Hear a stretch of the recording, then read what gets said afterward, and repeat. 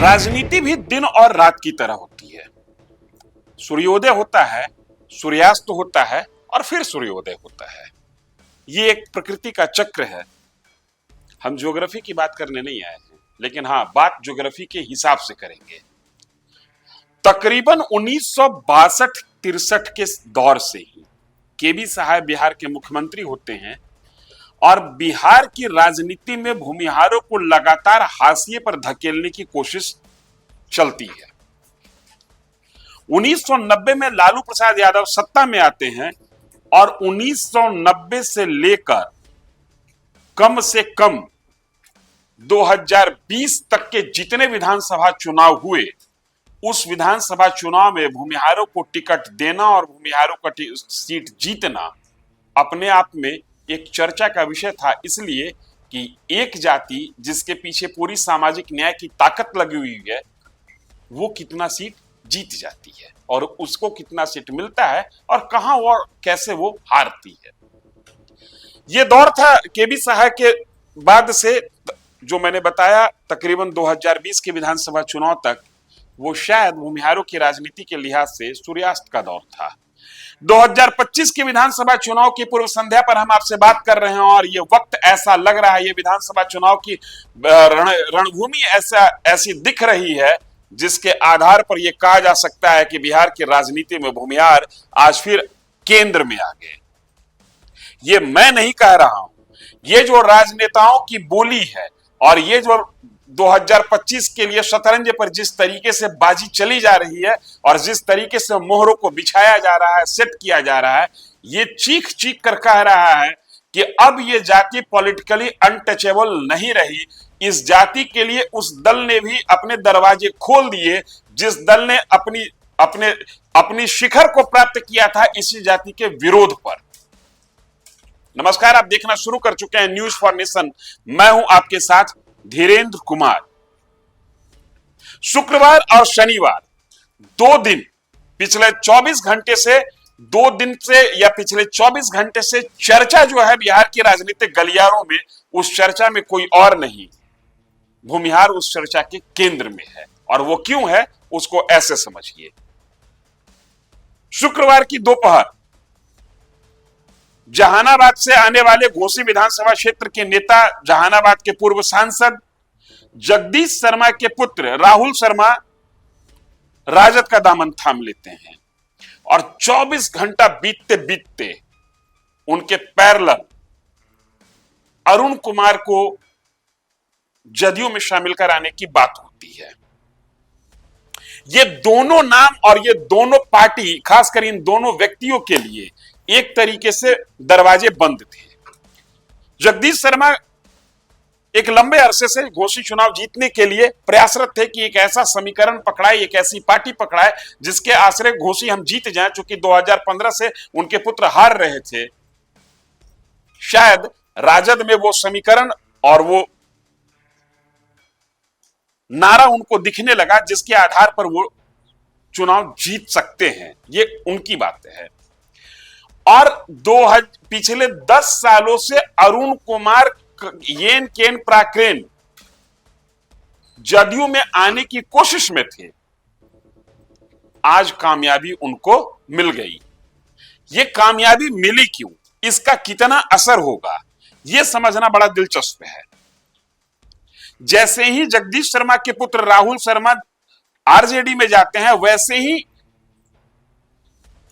JDU का दरवाजा अरुण कुमार के लिए खोल दिया जाता है। और यह तब की बात है जब बहुत दिन नहीं बीता है, मोटा मोटी तौर पर मैं जो याद कर पा रहा हूं, 1 महीना पहले, बहुत ज्यादा वक्त नहीं, मुश्किल से 1 महीना पहले भी यह खबर तेजी से फैली थी कि अरुण कुमार की जदयू में वापसी हो रही है। ये वही अरुण कुमार हैं जो समता पार्टी के दौर से, जिस समय नीतीश कुमार की ये जो पार्टी जदयू है, इसका नाम पहले समता पार्टी हुआ करता था, बाद में ये जदयू में, जनता दल में मर्ज कर गई और नाम हो गया जदयू। उस दौर से समता पार्टी के अरुण कुमार फाउंडर मेंबर थे।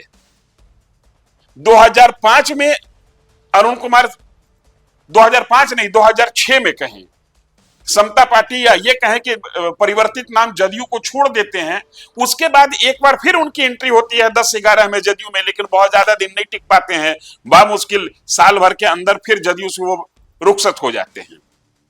2014 में उपेंद्र कुशवाहा के साथ मिलकर लोकसभा पहुंचते हैं और 2019 से लगातार हार रहे हैं। 2019 के बाद से यह चर्चा कई बार निकली कि अरुण कुमार जदयू में वापस आएंगे, लेकिन एक ताकत जो जदयू में कहा जाता है कि नंबर 2 की हैसियत में सबसे बड़ी ताकत नीतीश कुमार के बाद, ऐसी चर्चा होती है कि उनके वीटो करने के कारण अरुण कुमार की एंट्री जदयू में नहीं हो पा रही थी। लेकिन जदयू में एंट्री अरुण कुमार की एंट्री के लिए गेट खुल गया, और गेट अरुण कुमार ने नहीं खोला। गेट जहां से मैंने बात शुरू की मैं उसी पर आ रहा हूं। गेट खुला इस भूमिहार बेस्ड पॉलिटिक्स के कारण। जैसे ही जगदीश शर्मा आरजेडी में स्विच करते हैं, राहुल शर्मा आरजेडी का दामन थामते हैं कि उन क्षेत्र विशेष को बैलेंस करने के लिए, जाति विशेष को बैलेंस करने के लिए जदयू में जो वीटो लगा हुआ था वो वीटो खत्म हो जाता है और अरुण कुमार की वापसी का रास्ता खुल जाता है। जिस जिले से ये दोनों नेता आते हैं वो पटना का सटा हुआ जिला है, लिहाजा पटना की राजनीति पर इस जिले का अच्छा प्रभाव है और जिले की राजनीति पर पटना का अच्छा प्रभाव है।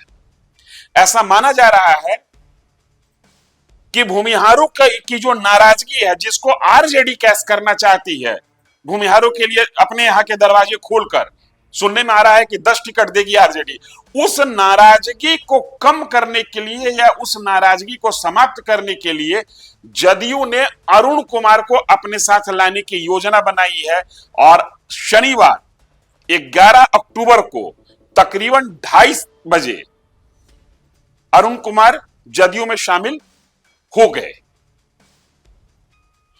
अब यह समझना दिलचस्प है कि अरुण कुमार के जदयू में आने का मतलब क्या है और अरुण कुमार के जदयू में आने से फायदा कितना होगा। क्या अरुण कुमार, यक्ष प्रश्न यह है कि क्या अरुण कुमार भूमिहारों की नाराजगी को पाट पाएंगे?